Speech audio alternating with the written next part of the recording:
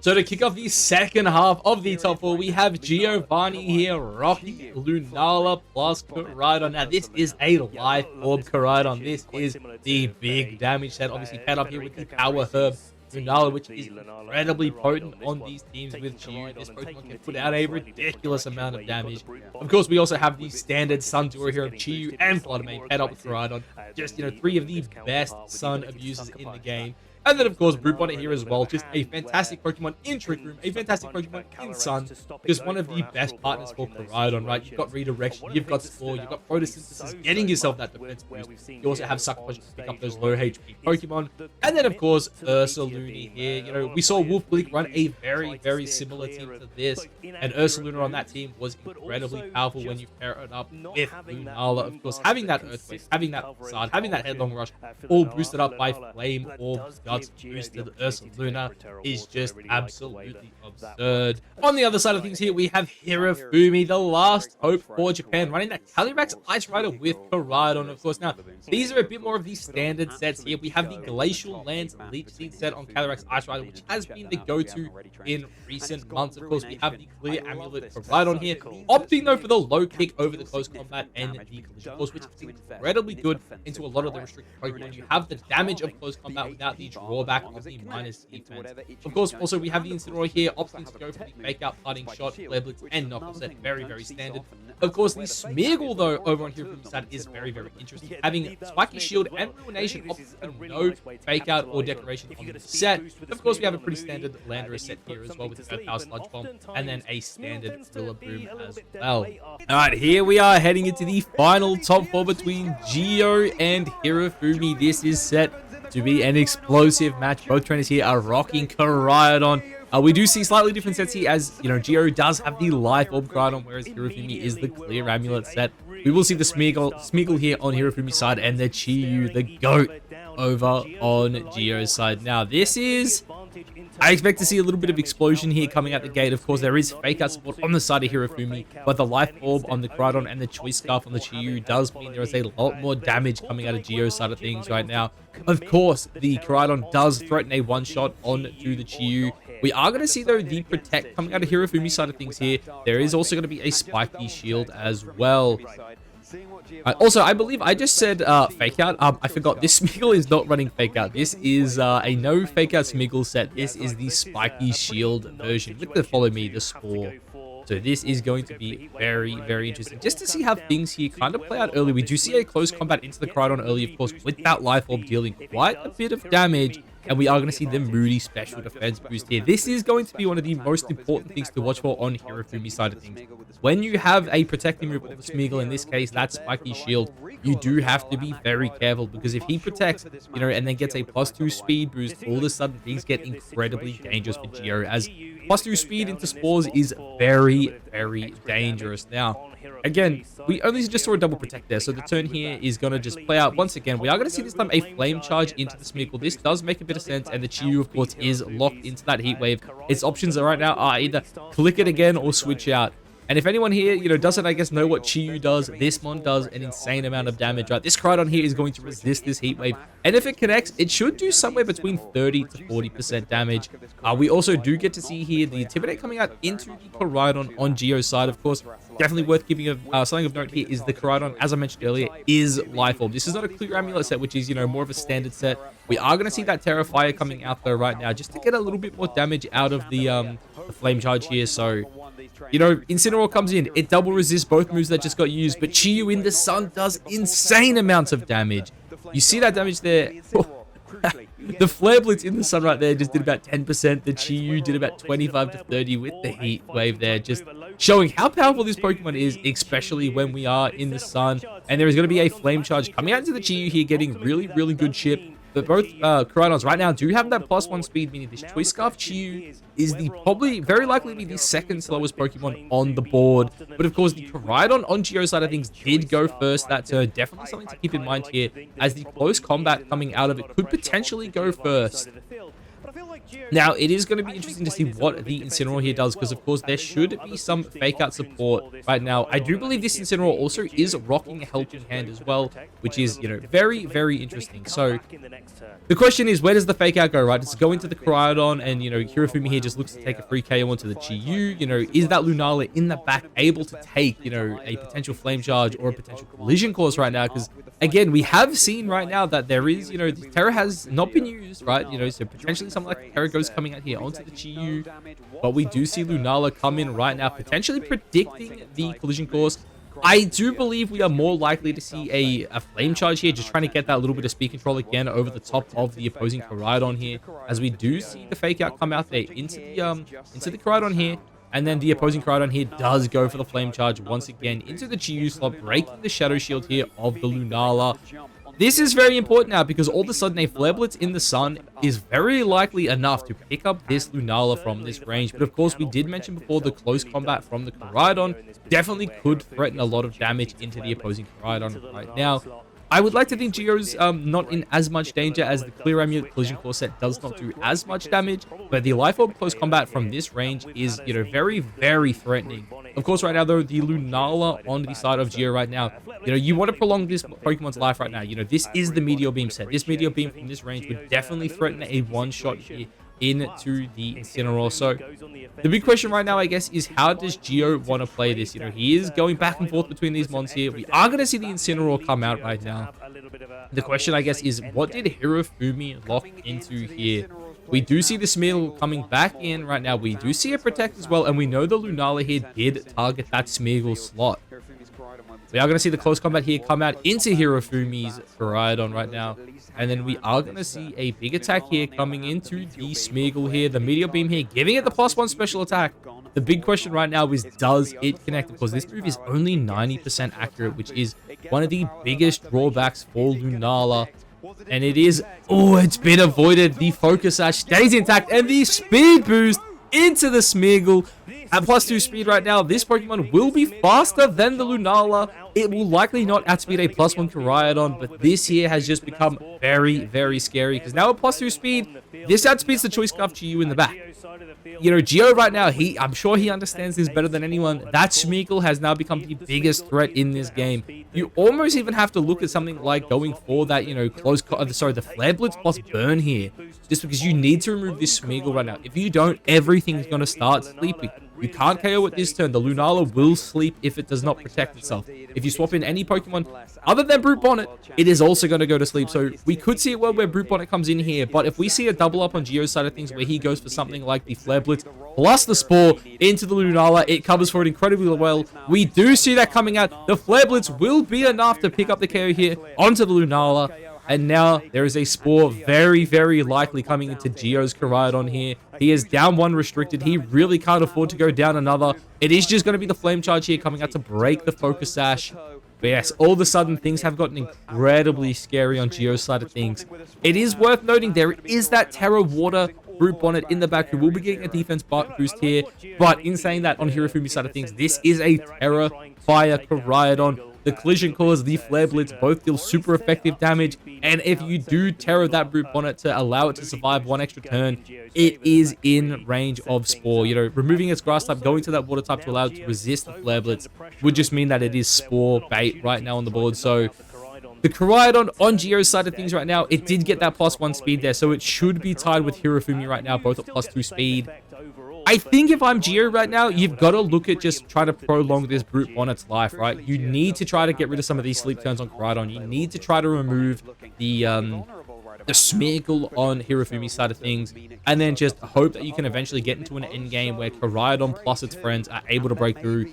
But yeah, right now, you know, Geo has his guaranteed sleep turn here, right? He's very likely to live this turn. I don't think Hirofumi has the damage to remove it, but of course, this Brute Bonnet is in quite a bit of danger right now. If I'm Geo in this position, I'm probably considering sacking my Chi-Yu in this game. It's not the best position for Chi-Yu. Maybe Geo right now is just banking. Oh, and the low kick into the Koraidon, sorry. I've been saying Collision Course this whole time. The low kick coming out there doing quite a bit of damage. Oh, the Ruination getting a good bit of chip, but the Spore coming out here on Geo's, Geo's side of things here, putting Hirofumi to sleep. That was a big call. That was a very, very big call. But we see another speed boost here coming out for the Smeagol. Now things start to become very, very dangerous. Now, I will say, Geo is in a much better position than he was before, right? Because you can look to just throw a Spore into this Smeagol slot right now. This is a Focus Sash Smeagol, therefore it will go to sleep. Obviously, a Ruination right now into the Brute Bonnet will deal quite a bit of damage. Hirofumi does have the guaranteed sleep turn here on his Koraidon. It does look like Geo, though, has, you know, he's decided to take the Koraidon out. He is going to send the GOAT back in here. Oh, this is going to be incredibly scary. If a Spore got launched into the into the slot there of the, oh, and it is not. It's a Spiky Shield, which means Chi-Yu right now, threatening the Sucker Punch. It's failed. Oh my god, things have just gotten a little bit dicey. Of course, you know, we could potentially see right now another speed boost for Hirofumi. My god, this is one of the scariest Smeagols I've ever seen. Of course, the Heat Wave and the Rage Powder. He does have the option, obviously, to redirect the Spores here right now.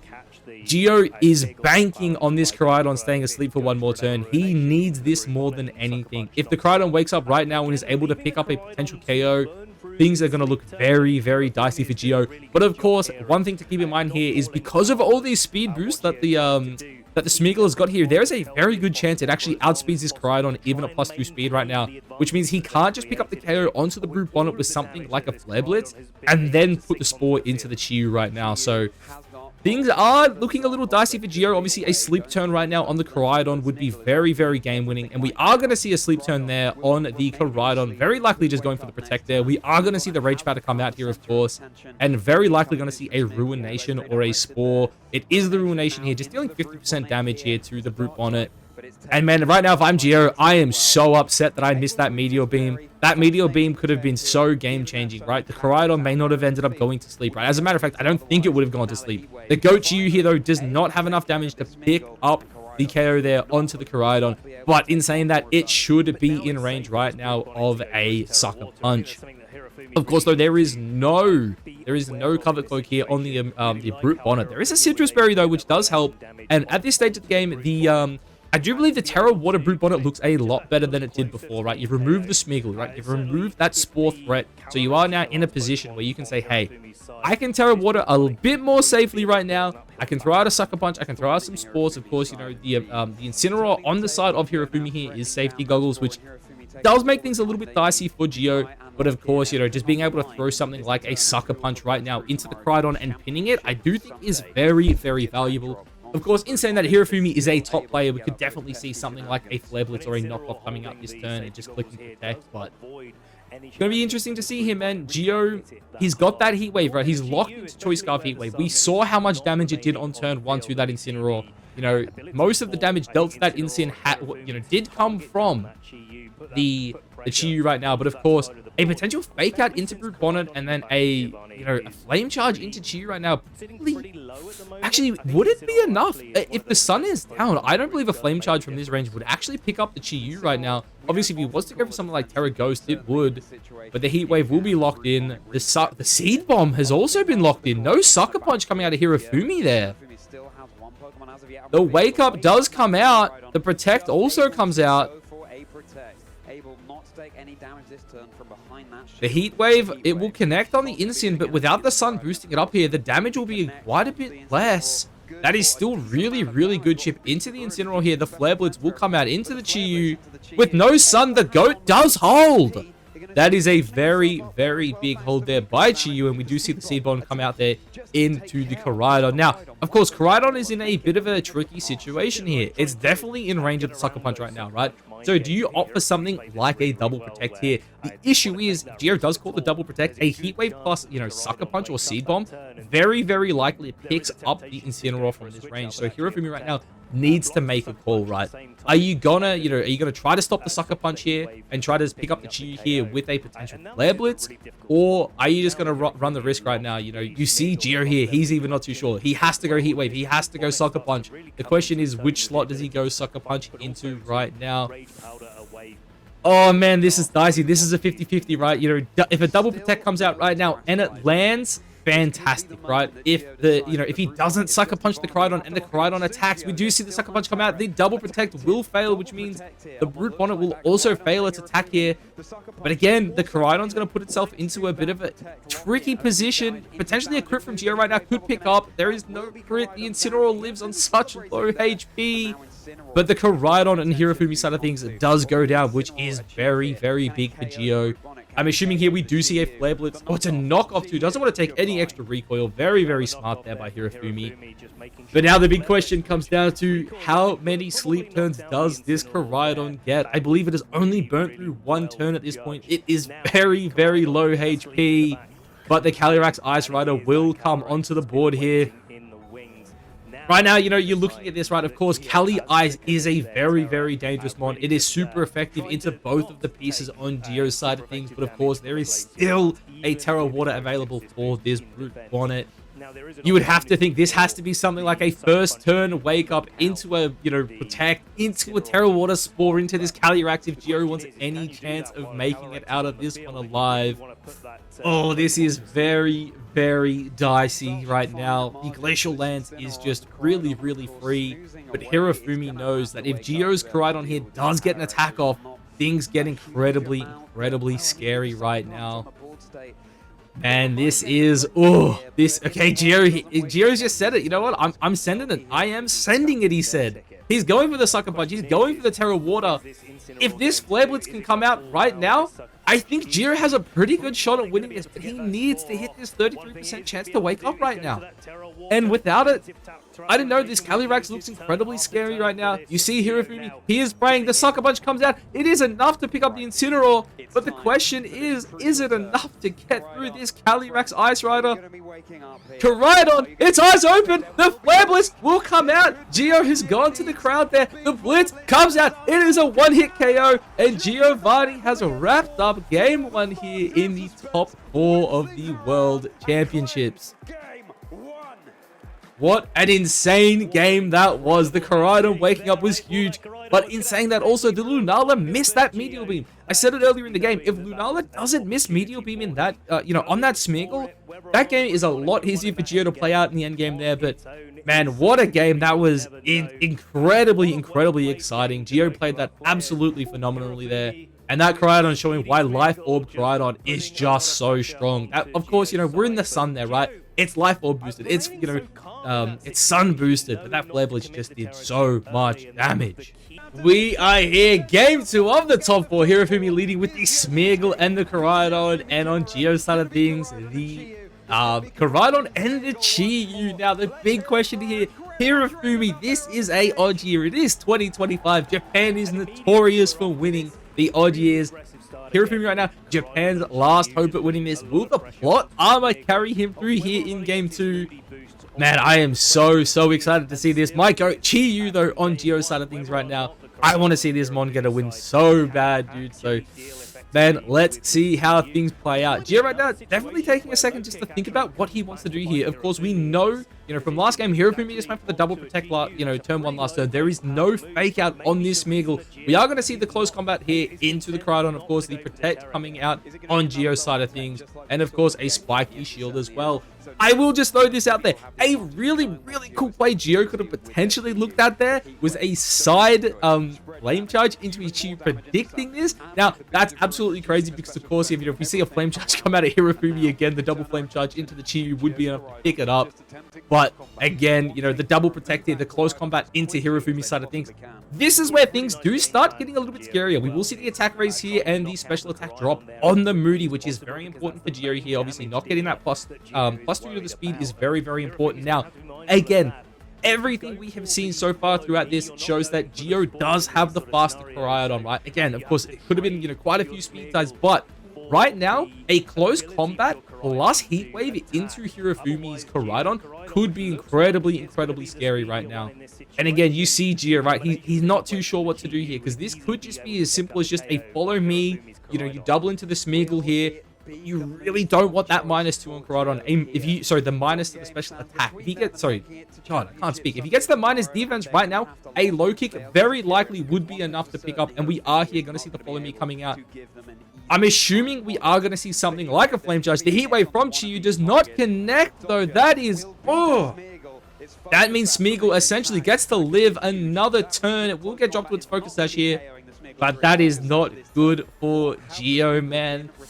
Oh, is it going to be a low kick or is it going to be a Flame Charge? The big question here coming out for Hirofumi, did he call that, did he call the close combat? He did. The low kick will come out and Koraidon will get one shot here.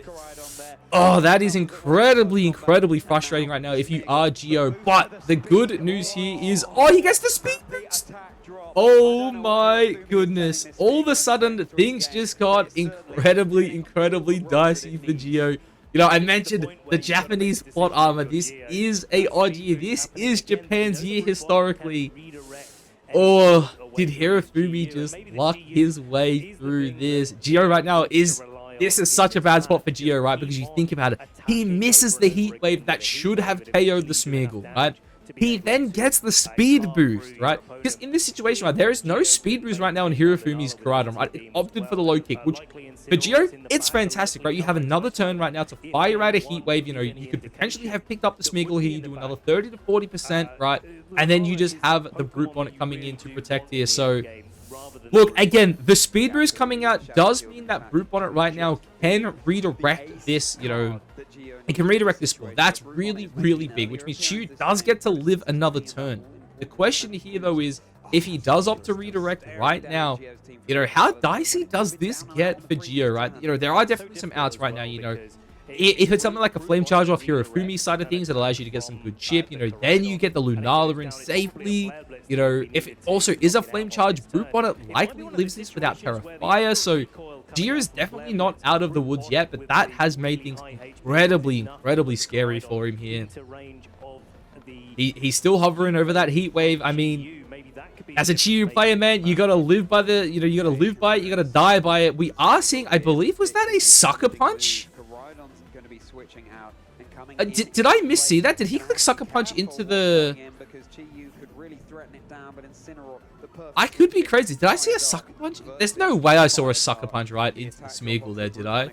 It is going to be a spiky shield coming out there. And it was a Sucker Punch. Wow, calling the Ruination there.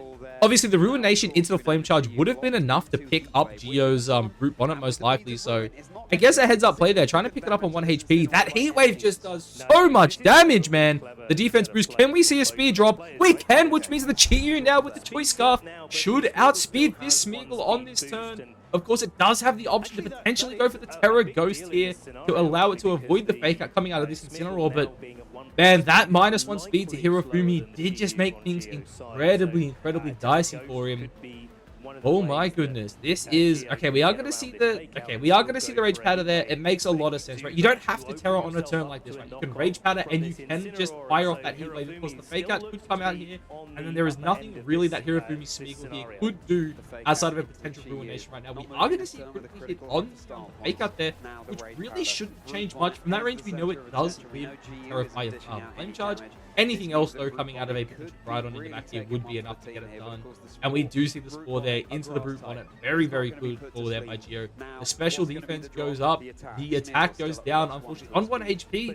It doesn't matter how much defense you've got at 1 HP. Any attack that does damage is enough to KO. So, all of a sudden, Geo is still actually in an okay position. Of course, the Chiyu right now is threatening really big damage. Of course, he doesn't want to lose that Choice Scarf right now. That is one of his main ways to just deal big damage to this Koraidon every time it comes in. I do believe as well, something worth mentioning, at the HP it's at, a Overheat would very likely pick up a Koraidon, so that is definitely an option for later in the game here, but of course right now you just see Geo right now, he's going back and forth, he's trying to find that win con here.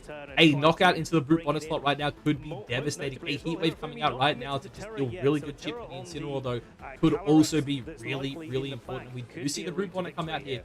Are we going to see a Flare Blitz into that Brute Bonnet slot? Are we going to see a knockoff into the Chiyu here?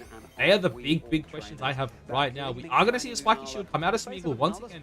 It's just trying to get its plus speed back right now. It has lost all of its speed boost, I believe. Potentially still a +1. The Heat Wave, though, does come out. This should be good damage into the Incineroar if it connects. And it does not connect. The second Heat Wave miss of the set and a knockoff removing that Chewy Scarf on the Chew is very, very important here, because now the Koraidon is the fastest Pokemon in this set. We know that now. Without the Chewy Scarf, Chew does not have any ways to outspeed it. But in saying that, this is a very, very dominant position right now, I think, for Geo. A Heat Wave, if it connects into a Meteor Beam into the Incineroar slot, would very likely be enough to pick up both of these Pokemon right now. But of course, we've seen it throughout this set. Both moves can miss. Chew has missed twice so far in this game. It is also, you know, the Lunala missed its Meteor Beam last game as well. So Geo right now definitely thinking it over. I'm assuming he's trying to find a safer line here. Of course, we are just going to see the Brute potentially come back in here. I actually don't, I really don't mind this play at all. Of course, we have seen the knockoff mean that Chew can swap its moves again, and we are going to see the Brute Bonnet come in. Now, as I mentioned earlier, the thing to watch out for is a Chew in the sun with Overheat is, I believe, enough right now to pick up a KO, or it is going to be the Spore coming out there. A very, very heads-up play. The +1 speed on Smeagol there actually coming really into play there. I did forget about that, but that Smeagol finally going down is really, really important. I'm assuming we're also going to see a knockoff coming out here. It is also just going to be a parting shot into the Chew. Okay, so all of a sudden, that Overheat player I was talking about does come a little bit more dicey. But in saying that, you know, we do have this Chew on the board, right? We do have a potential Terra Water right now, which is, I'm assuming, what we're going to see coming out. Again, same as last game, the Smeagol is gone. There is no longer a Spore threat into this, you know, into this Brute Bonnet, which means now Terra Water into things like the Flare Blitz, into things like the Loki. You know, it makes it a lot easier right now for this Brute Bonnet to play the game. Of course, as well, I think I keep forgetting is that this is no Flare Blitz on the Incineroar for Hirofumi side of things as well. I do want to just mention that this is a helping hand Incineroar, so we could see something like a helping hand, you know, low kick potentially come out. But in saying that, Brute Bonnet is very, very lightweight, so I believe having that Terra Water is going to be very, very crucial down the stretch of this game. And it is going to be the Calyrex Ice Rider coming onto the board here, and I'm assuming it's going to be sitting next to its partner of Incineroar. So let's think about it right now. What could Geo do if the Incineroar does come out here with the fake out pressure, which it is very, very likely to do? Yes. So there's a couple options, right? Of course, the Chew here does not have protect. Right? It cannot protect. It is the fastest one on the board, and it does have access to that Terra Ghost. The issue here with Terra Ghost is you are -1. Your Overheat, likely at -1, is not enough to remove this Calyrex from the game. Brute Bonnet Terra Water still does make the most sense to me, but the question is, does Hirofumi call this? Does Hirofumi go for something like a potential knockoff into the Chew here with the Glacial Lens, just trying to catch that Lunala on a switch? Does Geo just say at this stage, hey, I think my Mariah... Sorry, does he think maybe the Lunala is enough to get this done? Oh, this is so dicey. You see him just going back and forth. He is going to opt here for the Spore and the Heat Wave. Can the Chew survive this turn? And if it does it connect?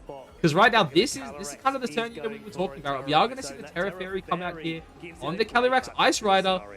You know, did that crit from the fake out come into play here? Because another fake out will likely come into the Chew, and it does not. He has opted to attack here. I'm assuming this is going to have to be a knockoff into the Chew. But the Spore from Geo comes out into the into the Calyrex Ice Rider here. Is it a knockoff? It is a knockoff. Calling the Lunala switch in. It does not come in. The Calyrex sleeps. And now Geo is once again holding on. The Heat Wave didn't deal that much damage there, but it was enough just to get a little bit of chip here. Now the big question, I guess, has got to be, how do you safely get in this Lunala as quick as possible, right? You need Lunala on this board next to Brute Bonnet, who has, you know, a bit of HP right now, because things right now, they're still looking dicey. Knockoff into the Chew right now will be enough to pick it up, which means you can't just switch it out. You know, if you're Geo right now, do you just say, hey, I need as much damage as possible. I'm going to fire off an Overheat into this Calyrex Ice Rider and just pray my endgame is enough to get through. This is just incredibly scary. We are going to see the Terra Water come out here, and he is going to go for the double up into the Incineroar. This will likely be enough to pick up the KO, but he's second guessing himself. He's going to opt no Terra, or he is going to Terra. The Terra, the Seed Bomb, the Overheat. Is it enough? If the overheat connects here, I would like to think this should be enough to remove the Incineroar. Even though this is a resisted attack, it is base 130 damage. This is a nuke coming out of a Chiyu right now. The Seed Bomb 2 off Brute Bonnet will definitely deal just a little bit of chip. Nothing too crazy. And we are going to see the overheat. It does come out. It does connect. It does a lot of damage. The Incineroar has held on very, very low HP. The Flare Blitz will come out. I have lied. It does have Flare Blitz. The Flare Blitz comes out. It is going to clean up the Chi here. The recoil will likely not be enough to remove it. And it looks like it has survived, but the Seed Bomb will be enough just to pick it up here. Now, the question is, how many turns does the Calyrex sleep? Does it get the first turn wake up here? It does get the first turn wake up. And the Trick Room has been set. The Koraidon will now come in and be the slowest mon in this game. Oh my goodness, this could be huge for Geo right now, because this is a leftovers, this is a leftovers set. This is the lead sheet stuff over there on Hirofumi's side of things, which means, we could just see Lunala come in here under Trick Room, be incredibly strong. Of course, a Spore into the Koraidon slot is pretty safe. Oh, things have just gotten very, very dicey, I think, for Hirofumi. I am not sure how I feel about this Trick Room play. I think this is going to benefit Geo more than it benefits Hirofumi. Of course, as I just said, a Spore into Koraidon is free. You can keep sporing that slot, and the Koraidon just can't play this game under Trick Room. And then on top of that, I don't think Calyrex has the damage to get through these two Pokemon very quickly. If this Meteor Beam connects, and there's no Protect coming out of Geo either here, if this Meteor Beam connects, I think Hirofumi has he spelled his own doom. The Koraidon will go to sleep. Oh, how much the Meteor Beam does it go off? If this connects, it is going to be very, very dangerous. The special attack boost comes out. He's only clicked it twice in this set, and it will connect. This is going to be a lot of damage into the Calyrex here. Now, +1 Guy's Beam should be incredibly powerful now. Of course, there is the first guaranteed sleep turn coming out there for Hirofumi.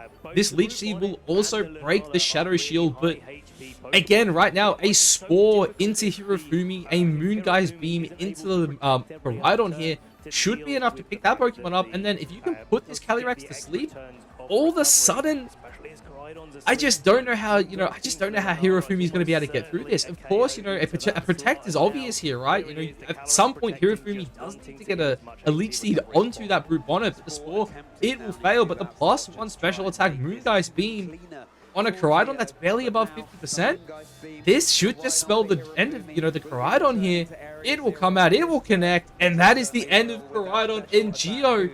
He may have finally broken the curse. Japan may be missing the World Championship, meaning they will not secure the odd year World Championship right now. And you can kind of see in Hirofumi's face here, I think he understands the situation. This is not looking pretty for him. A Spore is gonna come out right now. A Spore is gonna put him to sleep. He has no way through this Brute Bonnet quickly at all. And a +1 Moon Guy's Beam is gonna be incredibly powerful here. The Leech Seed will come out. It will miss the Brute Bonnet, which means this turn it will go to sleep. The Moon Guy's Beam will definitely come out, and this at +1 will be a lot of damage. The Moon Guy's Beam here, this should do roughly 50% if I had to guess. Oh, and there it is. That is over 50%, which means the Seed Bomb plus Moon Guy's Beam next turn should be enough to pick up this Calyrex Ice Rider from this range, and Giovanni will look to lock in his spot in the 2025 VGC World Championships. Now, again, he's going to double check here. There's one turn left to Trick Room. There is a guaranteed sleep turn here as well. I think Hirofumi knows it. He is going to play it out, but at this stage, I think it is too little too late. The Seed Bomb will come out here. It will do just a little bit of chip, but based on that first Moon Guy's Beam we saw, this should be enough for Lunala to come through and pick up the KO. It's a critical hit. I do not think that matters at all. Giovanni has secured his place in the World Championships. And with that, we also have a guaranteed American World Champion. We have a guaranteed Koraidon World Champion. Tomorrow is going to be an incredible day of Pokemon. What a tournament, man. I am so excited. Massive congratulations to Giovanni here. That was unbelievable. But with that, guys, I think we're going to be wrapping this one up. I will be doing a breakdown or a preview later on for this James Evans versus Giovanni matchup. If you're interested in that, obviously stick around, hit that subscribe button. But anyway, guys, that's it for this one. I am so excited for tomorrow, and I will see you all there.